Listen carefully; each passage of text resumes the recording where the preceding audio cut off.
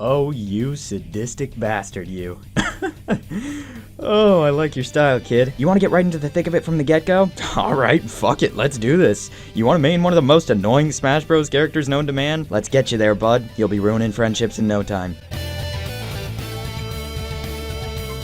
Where do I even start with Villager? Oh, well, obviously for starters, make sure that you don't speak that name more than twice, because if you say it 3 times, you do summon the devil himself. Outside of that common game knowledge, though, I guess we'll start with the outfit. Honestly, dealer's choice with this one. Just go with whichever one either looks to you like they just put Mr. Rossetti underground permanently, or like they're so fucking dumb that they actually could have been born yesterday. Both are pretty much equally effective in terms of intimidation versus embarrassment, and before you ask, neither are effective methods of getting you laid. People aren't going to be showing up to your funeral, let alone your parties. But something tells me that that's exactly what you're hoping for, so I'm going to continue without thinking too much about what the world has evidently done to hurt you so badly. You ever hear the phrase, the best offense is a good defense? Well, I'm like 70% sure that quote actually originated from when Sakurai whooped Reggie's ass playing as He Who Must Not Be Named, to which Reggie responded by pulling a Wii Fit board literally out from thin air and breaking it over Sakurai's youthful malleable skull. Point being, the character is meant to be played defensively by design. That being said, make sure to remind your opponents that the way you're playing them is the way they're meant to be played if you'd like to test how your balance is after you get a Wii Fit board to the occipital lobe. So first off, this character is really good at zoning, and for those of you who don't know what that means, to put it into terms you'll probably better understand, that's like when you ask your crush to the school dance and instead of saying yes, she puts a restraining order on your ass because this is the 5th time that you've scaled up her apartment building to her 3rd story window and she wants to get as much distance between you two as possible. But instead of climbing gear and night vision goggles, you have 4 very effective tools that I will be referring to from now on for what I believe to be obvious reasons as the 4 horsemen of the apocalypse. So now that I've established that you know whose most important moves are the ones that push away both your enemies and your friends, allow me to introduce you to the first horseman, the side special. Because these special moves were actually designed by by a very, very evil man, in order to punish your opponents for questioning your superiority. When your opponent is far away, this thing does a really good job of keeping him there. Also, I'm pretty sure that with a face like that, there's like a 2% chance that if you blink while that thing is on the screen, it'll envelop your soul and use you for its own contemptuous purposes for all of eternity. The great thing about the side special is that once it's activated, you can move independently of it while it marches along its bloodthirsty warpath. Try to use it in order to keep your enemies at bay, or to put some pressure on your opponent while you move in and follow up with a finisher at higher percents, such as a down smash, which buries your enemies in the ground, allowing you to punish them with attacks like side smash, which is awesome when you don't have to worry about its unbelievably poor range, or an up smash, which is just a really good option, especially so for jumpy characters. Before you can even start to think about finishing off your opponents though, you'll want to know about the second horseman, a fucking slingshot. This move, being a forward and backward aerial, does 2 things really well, zoning and edge guarding, which is a term that essentially refers to when you cuck your opponent out of recovering. This is one of the few aerials in the game that is also a projectile, again because this character was born to be defensively malevolent, like your mama.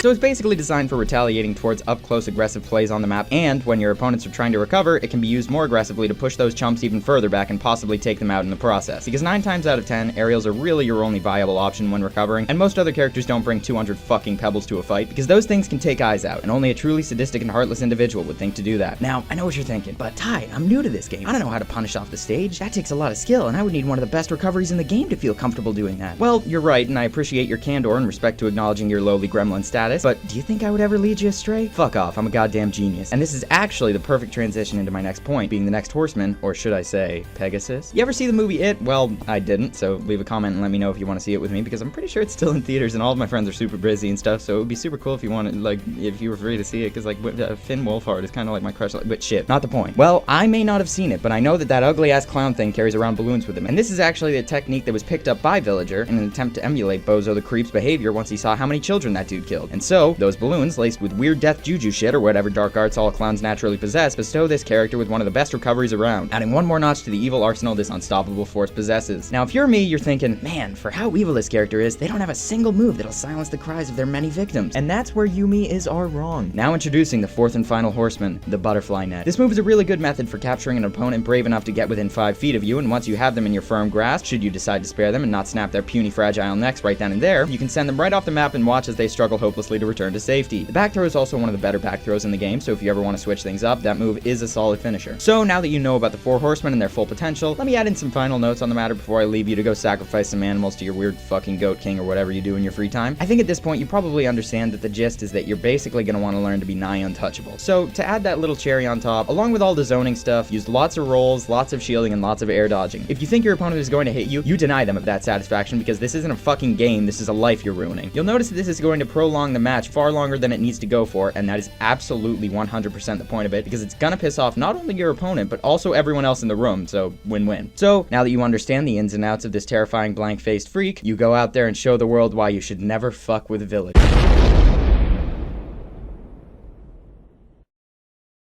Thanks again for watching, guys.